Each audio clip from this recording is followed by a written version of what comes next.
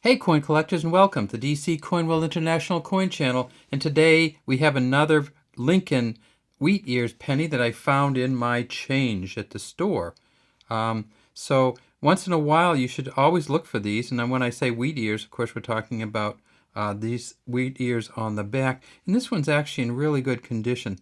Sometimes what happens with these is that people find, them in their grandparents' stuff, and they kind of look through them, and you look at one like this, and it's worth 45 to 50 cents in this shape, maybe a little bit more. But if you take it to a dealer, you're probably not going to get anything for it. They really don't need one, so they might pay you 25 cents for this. Or if you had a bunch of them, they might pay you 25 or 30 cents each, but maybe not even that.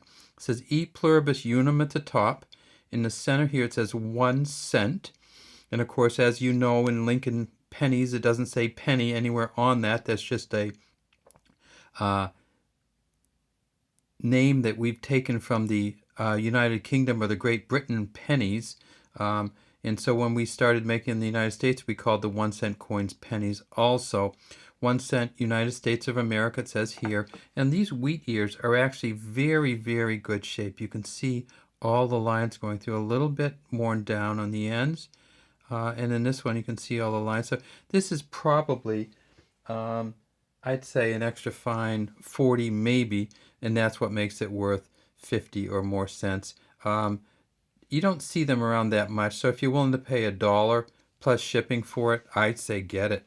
If we tip this up on its edge, we see that it has a smooth edge, and then we go back to the front and we see it is Lincoln, In God We Trust at the top, Lincoln facing to the right, Liberty here in 1947 here.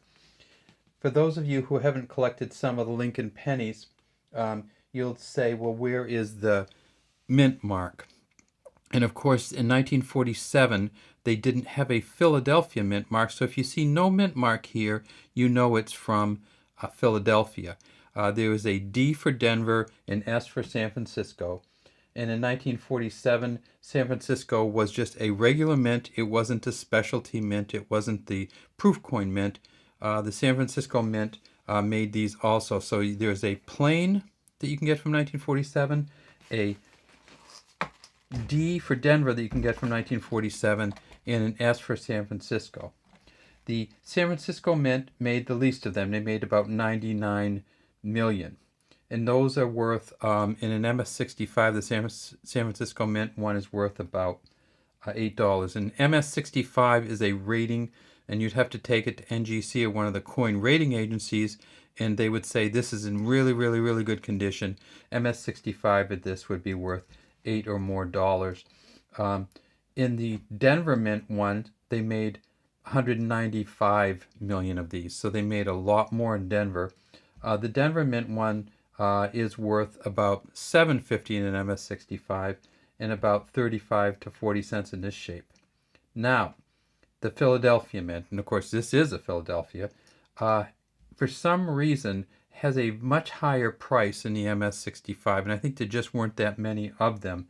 Remember 1947, of course, we're talking about a penny being worth something.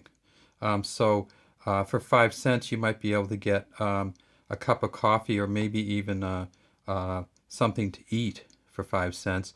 1947, right after World War II, we're trying to get the American economy back on track. So in 1947, if you find one of these that's in an MS65, it's worth between $18 and $20.